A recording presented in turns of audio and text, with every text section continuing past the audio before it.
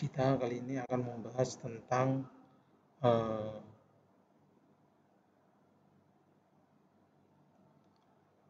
hubungan tegangan dan regangan untuk kasus plane stress ya. Plane stress atau lamina. Pengertian dari lamina itu adalah satu lapis komposit. Itu kan ada bisa beberapa lapis ya. Itu kita namakan laminate. Kalau beberapa lapis lamina digabung jadi satu, itu kita namakan laminate ya. Ini adalah contoh laminate. Ada 3 buah lamina. Lamina yang atas, bawah, dan tengah ya. Kalau kita lepas kurang lebih seperti ini. Ini lamina pertama yang bawah, lamina kedua, dan lamina ketiga. Nah, itu lamina ya. Tipe-tipe lamina itu macam-macam. Kalau bentuknya seperti ini, kita namakan unidireksional lamina. Kalau arah seratnya seperti ini, yang B ini kita namakan bidireksional lamina. Kalau arah seratnya acak seperti gambar C ini kita namakan discontinue fiber atau random fiber.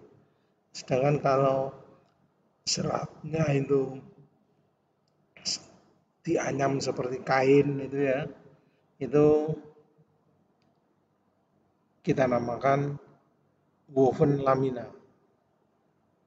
Jadi lamina itu hanya satu lapis saja, hanya satu lembar saja. Ketebalannya tipis sekali. Lamina. Pada lamina unidireksional lamina artinya seratnya searah ya. Ini kita kenal 2 macam sistem sumbu atau sistem koordinatnya. Ada yang kita namakan sistem koordinat utama, yaitu dengan notasi 1, 2, 3, itu kita namakan sistem koordinat utama, di mana arah sumbu 1 itu sejajar dengan arah sumbu dari fibernya. Itu kita namakan sumbu utama atau principal axis. Ya. Sedangkan sumbu yang kedua dinotasikan dengan huruf X, Y, dan Z. Ya. Itu kita namakan dengan non-principal axis atau off axis. Ya. Off axis. Di mana sudut dari off axis itu diukur ke sumbu utamanya. Jadi X ini diukur ke sumbu 1, sumbu utama 1, arah 1. Ini menunjukkan sudut sumbu off axis-nya. Jadi kita kenal 2 macam sistem koordinat pada lamina ya. Namanya lamina. Unidireksional lamina. Untuk penyederhanaan analisa, lamina itu biasanya didekati dengan mengasumsikan bahwa sumbu ketebalannya itu diabaikan. Jadi tegangan dalam arah sumbu Z itu sama dengan 0. Jadi ya, tegangan arah sumbu Z sama dengan 0. Atau dengan kita katakan dengan asumsi plane stress, yaitu sumbu Z sama dengan 0. Tegangan geser 31 ataupun 32 juga 0. Artinya seperti itu. Itu adalah kondisi plane stress. Ya.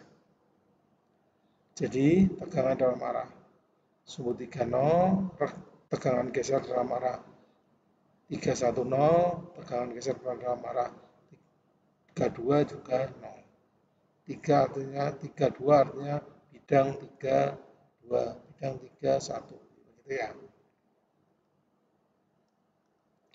Jadi seperti itu adalah lamina dalam kondisi. Jadi analisa lamina itu mempergunakan asumsi pendekatan dengan asumsi plane stress seperti ini.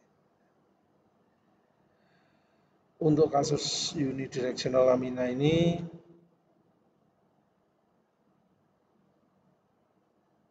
seperti saya sampaikan tadi, tegangan dalam arah sumbu Z adalah 0. Tegangan dalam arah tegangan geser pada bidang 23 dan 13 0. Sehingga hubungan antara regangan dengan tegangan itu dihubung kalau pada material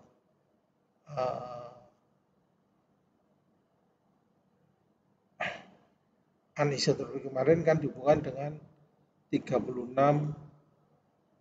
konstanta dengan 21 konstanta independen ya. Seperti ini hubungannya. Itu pada kasus untuk 3 dimensi karena untuk lamina ini tegangan dalam arah 3 sama dengan 0, tegangan geser 23 0, tegangan geser 13 0, maka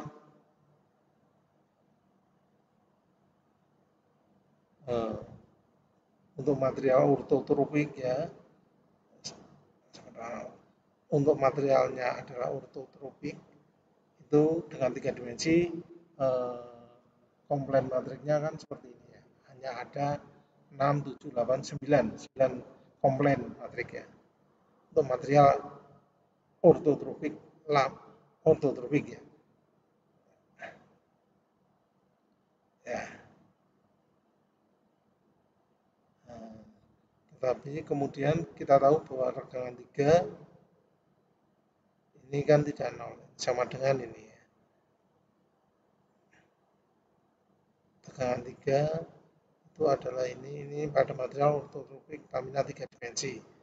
Jadi karena lamina ini kita asumsikan bahwa tegangan dalam arah 3 itu sama dengan 0, maka hubungan tegangan-tegangannya dapat kita nyatakan menjadi seperti ini ya. 3 ini tegangan 3 kan 0, berarti ini 0. Tidak ada 1,3 tegangan dalam arah 1,3 dan 2,3 juga 0.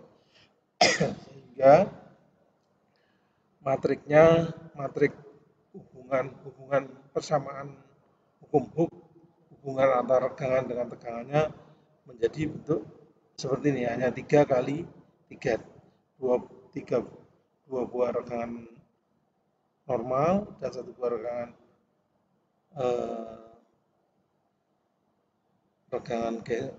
regangan geser ya. Jadi hanya ada 1, 2, 3 konstanta independen, bukan konstanta, komplain independen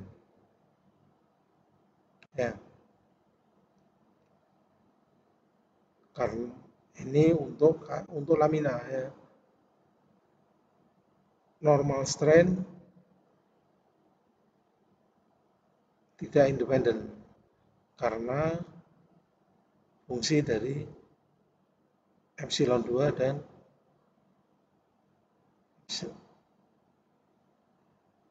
2, sehingga normal strain epsilon 3 dapat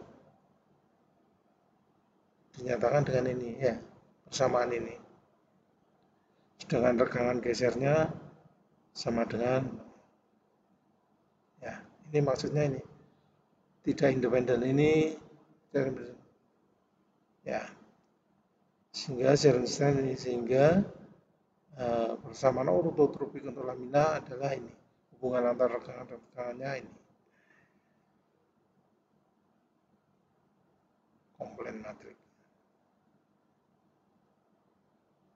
Sedangkan hubungan antara tegangan-regangan untuk lamina itu dihubungkan dengan konstanta Q1, Q2, Q66, Q12, epsilon 1, epsilon 2, gamma ada. Di mana nilai Q1 atau Qij ini adalah ini ya. merupakan inversi dari komplain nilai komplainnya, komplain matrik kemarin. Q1 nilainya ini, Q12 ini, Q22 ini, dan Q66 ini, skor S66. Sehingga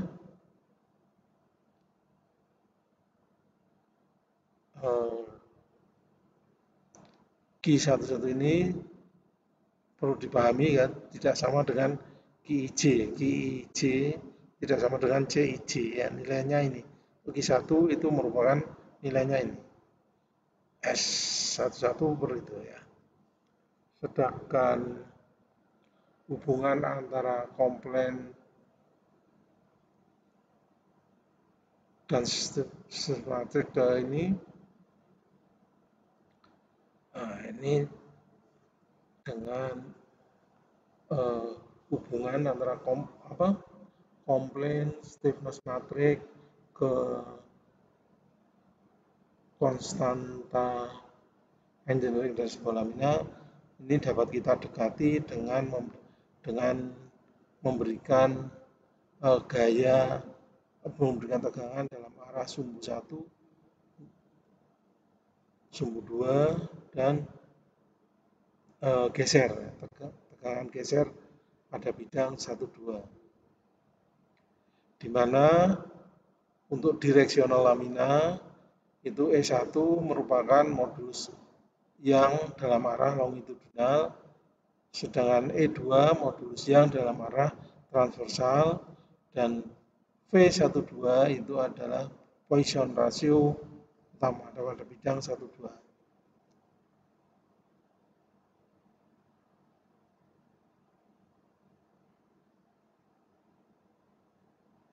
Sedangkan G12 itu modulus geser pada bidang 1-2. 1-2 adalah Poisson ratio. Untuk material orthotrophic plane stress ya, hubungan tegangan dan tegangan kan dapat kita tulis seperti ini bentuknya ya. Jadi bila sebuah lamina kita beri tegangan dalam arah sumbu 1 dengan besarnya sigma 1 ini, maka tegangan dalam arah 1 tidak sama dengan 0. Tegangan dalam arah 2 karena tidak ada gaya tegangan dalam arah 2, pembebanan kan hanya dalam arah 1 saja, sama dengan 0. Tegangan gesernya juga tidak ada, jadi hanya sama dengan 0. Sehingga besarnya regangan 1 itu adalah sama dengan S11 kali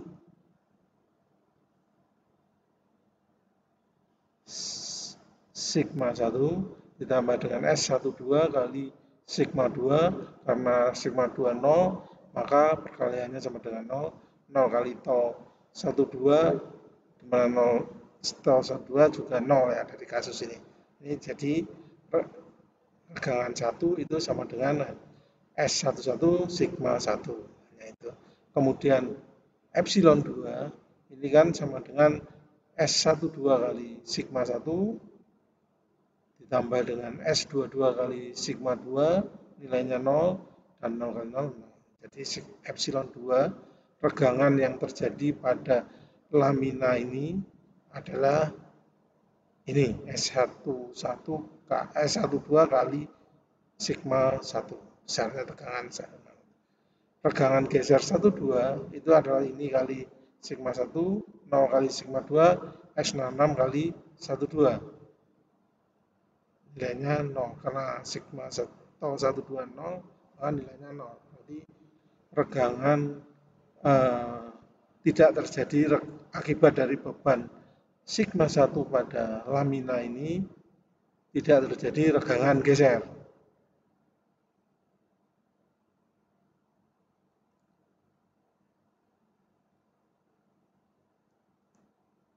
Sehingga dapat disimpulkan dari hukum Hooke, sigma 1 kan sama dengan E1 kali epsilon 1 ya. Epsilon 1 maka modulus elastisitas adalah sigma 1 per epsilon 1, di mana sigma 1 itu kan sama dengan epsilon 1 itu kan sama dengan S11 kali sigma 1, sehingga modulus elastisitas dalam arah 1 itu sama dengan 1 per S1. Demikian pula untuk Poisson ratio. Poisson ratio itu adalah minus epsilon 2 per epsilon 1 ya. Perbandingan antara regangan dalam arah lateral dibagi dengan regangan dalam arah longitudinal. Itu adalah definisi dari Poisson ratio. Karena epsilon 1 adalah ini S11 sigma 1 dan epsilon 2 adalah S12 sigma 1, maka nilai Poisson rasio pada bidang 12 adalah minus S12 per S11. Itu ya, untuk kasus lamina unidirectional lamina yang diberi beban dalam arah sumbu 1. Sedangkan bila kita memberinya beban dalam arah sumbu 2, yang terjadi adalah ini sigma 1 sama dengan 0, sigma 2 tidak sama dengan 0, yaitu sama dengan sigma 2 kan, ada nilainya karena bebanannya dalam arah 2. Sedangkan tegangan geser dalam bidang 1 2 0, tidak ada tegangan kan dari kasus ini. Nah, kemudian epsilon 1 itu kan sama dengan, kalau kita lihat bersamanya adalah sama dengan S11 kali sigma 1, karena sigma 1 0 nilainya 0, S12 kali sigma 2 ada nilainya, sedangkan 0 kali ini 0, jadi nilai epsilon 1 adalah sama dengan S12 kali sigma 2, sedangkan epsilon 2 ini adalah sama dengan S12 kali sigma 1, di mana sigma 1 0, nilainya 0, S22 kali sigma 2, nah ini, sedangkan 0, sigma 12 0. Jadi epsilon 2 itu nilainya S22 kali sigma 2, sedangkan tegangan geser 1 2 0 ya. 0 kali sigma 1 0, 0 kali sigma 2 0, S66 kali tau 12, tau 12 sama dengan 0, nilainya 0. Berarti tidak ada regangan geser pada bidang 1 2 akibat dari beban dalam arah sumbu 2 sebesar sigma 2.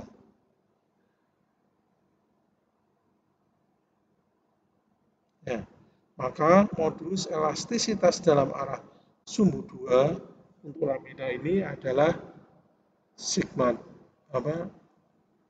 adalah sama dengan 1 per S22 ya. Sigma 2 dibagi dengan epsilon 2. Ini kan hukum Hooke, sigma 2 sama dengan E2 kali epsilon 2. Di mana epsilon 2 adalah S22 sigma 2. Jadi ketemu modulus elastisitas dalam arah sumbu 2 adalah 1 per S22. Sedangkan Poisson rasionya akan ketemu minus S12 per S22.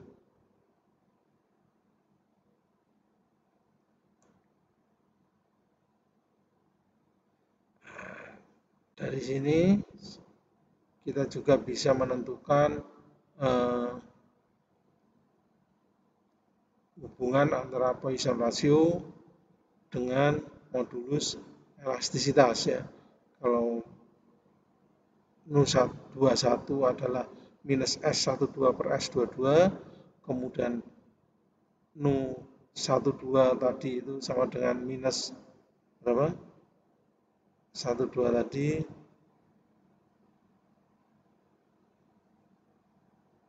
sama dengan berapa? 12 tadi itu kan pada slide sebelumnya sama dengan minus S12 per S11, maka hubungan antara E1 dan E2 atau modulus elastisitas 1 dan modulus elastisitas 2 dihubungkan dengan persamaan ini. Nu12 per E1 sama dengan W21 per E2.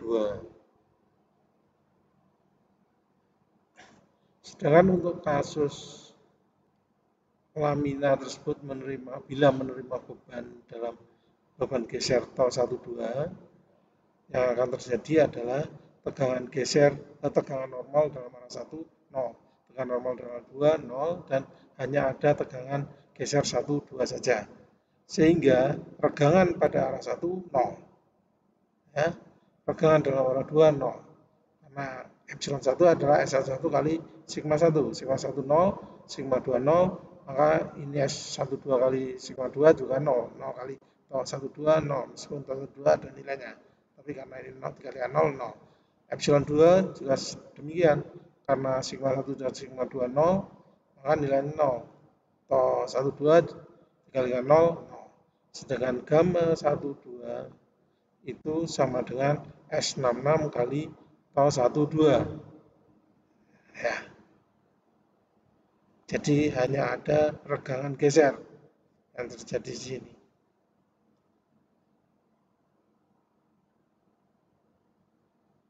Di mana menurut hukum Hooke, tegangan geser itu kan sama dengan modulus elastisitas geser kali regangan geser.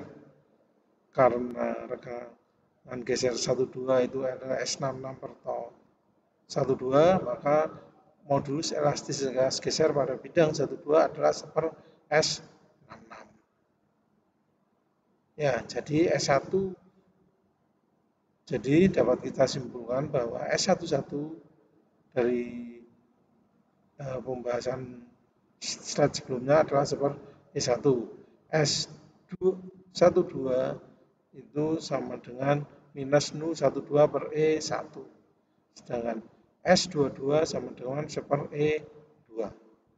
Dan S66 sama dengan seper G12. Modulus elastisitas geser.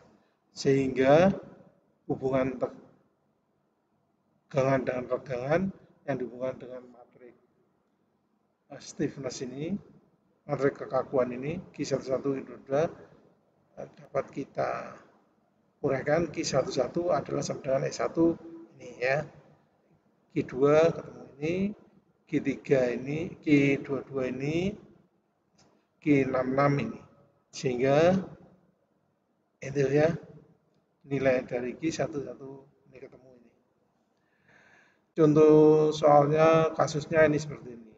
Bila sebuah unit direksional 5 dalam satuan SI, kita diminta menentukan berapa komponen matriknya, bagaimana bentuk komponen matriknya, minor Poisson rasionya, reduced stiffness matriknya, strain, regangan pada sistem koordinat 12, bila sigma 1 2 MPa, sigma 2 minus 3 MPa, tau 12 minus 4 MPa.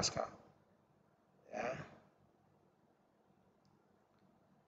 Ini untuk kasus ini tegangan segini ini unit direksional lamina dari tabel kita tahu harganya ini. Dan komponen matriknya seperti hubungan regangan dengan tegangan dihubungkan dengan komponen matrik seperti ini untuk lamina ya. Maka S11 itu kan sama dengan seperti E1. E-nya ini, nah ini ketemu ini. Untuk S22 nah ini.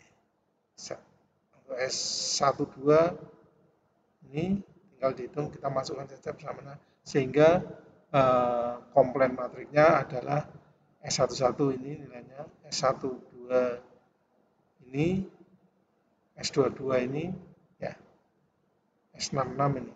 Sedangkan S12 dan S21 itu simetri, besarnya sama. Ya. Poisson rasionya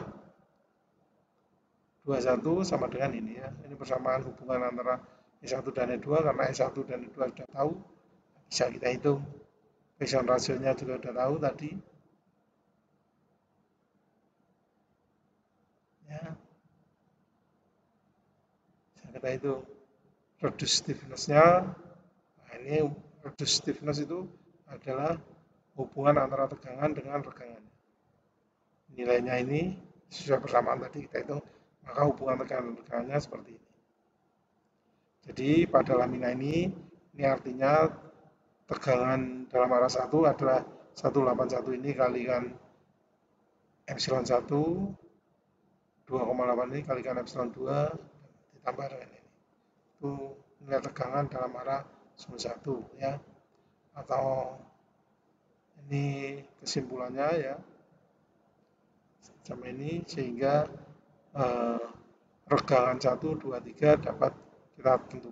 Yang terjadi pada arah 1, 2 dan regangan geser dapat kita hitung. Mungkin itu yang bisa saya sampaikan tentang